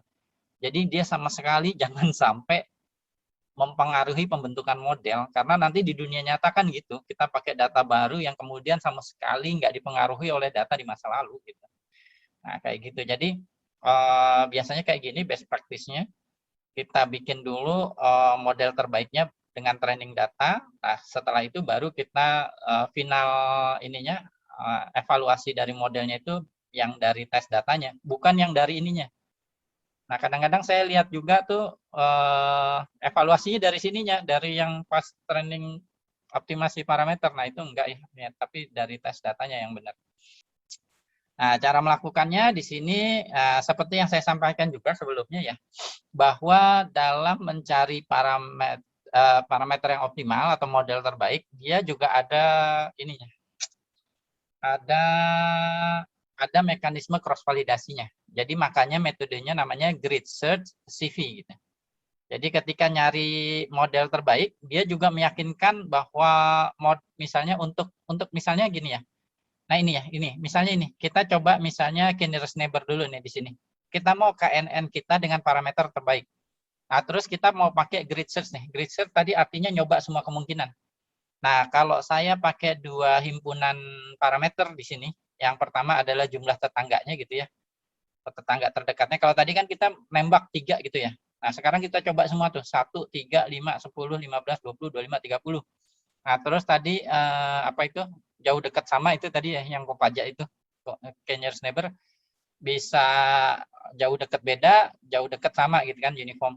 Nah, maka yang dilakukan oleh research CV itu adalah nyobain 1 distance, 1 uniform, 3 distance, 3 uniform, 5 distance, 5 uniform, 10 distance, 10 uniform, kayak gitu. Semua kombinasinya. Nah, ini baru 2 set parameter ya. Sebenarnya kalau kita ke websitenya scikit-learn, terus buka linknya untuk model KNN, parameternya lebih banyak lagi. Jadi nggak cuma 2 ini ya, hyperparameternya lebih banyak lagi. Nah, kalau memang tapi kita juga harus ini ya, kan kita udah bahas modelnya ya. Walaupun parameternya banyak banget, nggak juga semua harus dioptimalkan semua. Kan karena kita udah belajar tentang KNN, kita tahu bahwa parameter terpentingnya tuh ini, 2 ini gitu. Saya ulangi sekali lagi, itu penting sekali. Karena kita udah belajar teorinya, dan di teorinya tadi kita tahu bahwa cara kerja KNN itu seperti apa gitu. Sehingga kalau kita udah paham cara kerjanya seperti apa, maka kita tahu parameter yang harus dioptimalkannya itu yang mana, yang utama gitu. Kalau yang lainnya tuh nggak terlalu utama gitu. Jadi juga nggak perlu kemudian kita mengoptimal berdasarkan seluruh parameter yang ada. Kebanyakan nanti nggak perlu juga, nggak signifikan gitu ya. Yang paling signifikan ini aja. Jadi dia semua kemungkinan. Nah, ketika dia nyoba satu kemungkinan tertentu, misalnya ya, tadi kan banyak tuh ya nyobanya ya. Di antaranya misalnya 15 dan uniform. Nah, kan ini ya, kan dari training data ya, dari training data. Nah, ini kan dari training data nih. Nah, tapi kan training data ini kalau cuma satu kali gitu ya, dirubah jadi training bintang sama validation gitu. Terus dicoba kombinasi ini parameternya. Kan bisa jadi karena ini kan, bisa jadi karena tadi kan ada faktor probability di mana di validation-nya itu mudah diprediksinya gitu. Maka supaya benar-benar menilai setiap kemungkinan ininya adalah benar-benar evaluasi yang sebaik mungkin, maka ketika di training data ini dilakukan grid search ini, maka dia cross validasi juga untuk satu kemungkinan ini, dia nyobanya 10 kali dengan pembagian training sama validation yang beda-beda. Kayak konsep cross validasi tadi gitu. Nah, jadi kalau hanya grid search saja misalnya, ini kan ada 1, 2, 3, 4, 5, 6, 7, 8. Ini 2. Ini kan total berarti ada 16 kemungkinan ya. Nah, karena kita pakai cross validasi, setiap kemungkinan itu di cross validasi juga, diyakinkan benar-benar hasilnya gitu. Jadi 16 kali 10. Jadi total ada 160 nih, 160. 160 percobaan. Untuk benar-benar meyakinkan akhirnya apa itu parameter yang terbaiknya apa. Nah, karena ini tadi udah run all ya. Udah run all, maka didapat ternyata yang terbaik tetangganya itu bukan 25, bukan 20, bukan 3, tapi 20 ternyata. Dan dia nggak berdasarkan distance, jauh dekat sama, ternyata uniform. Itu. Nah, nanti di bawah ya, di bawah akan ini kita evaluasi. Nah, tapi ini perintahnya cuma gitu aja. Jadi kita pakai pipeline ya, pipeline. Pertama modelnya dulu di sini, neighbor classifier. Nah, terus di sini kita bikin dulu nih dictionary dari parameter. Nah, saya menjelaskan logika dari code-nya ya. Jadi ini dictionary dari parameter, Bapak Ibu bisa lihat ini param sama dengan kurung kerawal buka, kurung kerawal tutup, artinya dia dictionary. Terus nama ininya, nama parameternya ini bisa kita lihat di ini scikit-learn. Nah, nanti di sel berikutnya saya kasih tips supaya nggak perlu buka websitenya ya. Tapi yang ini kita pakai aja dulu. Ini ada parameter ini. Nah, sebenarnya sih sintaksnya adalah nama fungsinya underscore 2 kali nama parameternya gitu sih. Itu standarnya si scikit-learn dalam menamakan fungsi untuk grid search ya. Nah, jadi dia make pipeline, terus grid search CV-nya, nah, terus ini pipe adalah ini ya, si pipeline-nya itu. Terus ini param ini adalah ini parameter yang mau kita coba, ada sebanyak apa. Nah, CV sama dengan KCV itu kita mau cross validasi berapa kali untuk setiap percobaan parameter di ruang parameter ini gitu. Nah, ini metrik adalah kemudian mau kita optimalkan berdasarkan metrik apa. Nah, ini misalkan di sini adalah akurasi. Nah, nanti penting untuk Bapak Ibu kalau memang perlunya recall, ganti recall. Kalau misalnya kayak outlier detection, kita optimalkan bukan berdasarkan akurasi misalnya, tapi berdasarkan recall ya monggo aja. Tinggal diganti. Nah, verbose itu apa? Verbose itu kalau kita isi makin tinggi, nanti di sini outputnya makin banyak. Jadi makin banyak detail yang diberikan. Nah, ini alhamdulillahnya kita nggak perlu capek-capek belajar parallel programming. Nah, dia bisa pakai parallel programming dengan parameter ini aja. Seperti yang saya sampaikan sebelumnya, saya paling suka nilainya min 2. Artinya pakai seluruh prosesor yang ada di komputer kita, kecuali satu jangan dipakai gitu. Biar komputernya juga nggak hang dan nggak terlalu panas. Nah, kalau ini udah ditetapkan ya, ini kan berarti pipelining-nya istilahnya. Kalau di machine learning ini pipelining-nya, ya udah tinggal kita jalankan ya pipeline-nya, kita feed ke training. Nah, kita feed-nya ke training nih, bukan ke seluruh data, bukan ke tes data, tapi ke training data. Nanti di dalamnya, di dalam pipelining-nya itu, dalam prosesnya karena ada cross validasi, maka training-nya itu dibagi dua lagi nanti, training sama validation gitu. Nah, testing datanya di sini diem-diem aja dia, belum dipakai, diem-diem aja gitu. Dia tidak mempengaruhi pembentukan model dan memang seharusnya begitu. Sebagaimana nanti kalau machine learning kita deploy gitu kan gitu juga. Nah, setelah itu untuk mendapatkan hasil terbaik dan parameter terbaiknya perintahnya tinggal ini aja. Nah, ini nama variabelnya bebas ya. Di sini namanya optimal KNN saya namakannya. Ya Bapak Ibu bisa ganti apa saja sih sebenarnya. Terus nanti base parameternya tinggal optimal KNN titik base params. Dia biasanya kayak gini nih, ada underscore di ininya. Itu ciri khas para programmer Python biasanya kalau namain fungsi sama variabel gitu ya, ada underscore di ujungnya. Kalau orang yang nggak biasa agak aneh sih. Tapi lama-lama juga ketularan kalau sering pakai Python. Nah, itu terus itu tadi ini ya, grid search CV ya, grid search CV. Nah, kemudian kalau apa itu tadi randomized search ya, yang berikutnya metode yang kedua ya untuk parameter optimization. Nah, tapi sebelum kita bahas tentang itu apa randomized search, tadi saya bilang ada tips untuk mengetahui parameter apa aja yang bisa kita optimalkan gitu ya. dan penulisannya bagaimana, yang paling penting gitu, dan penulisannya gimana, karena kalau salah nulis ini nih, yang ini nih kalau salah tulis ya error, karena kemudian parameter tidak ditemukan gitu. Nah, supaya kita nggak perlu capek-capek buka website scikit-learn, terus parameter yang mana, perintahnya begini. Jadi kita bikin dulu pipeline-nya.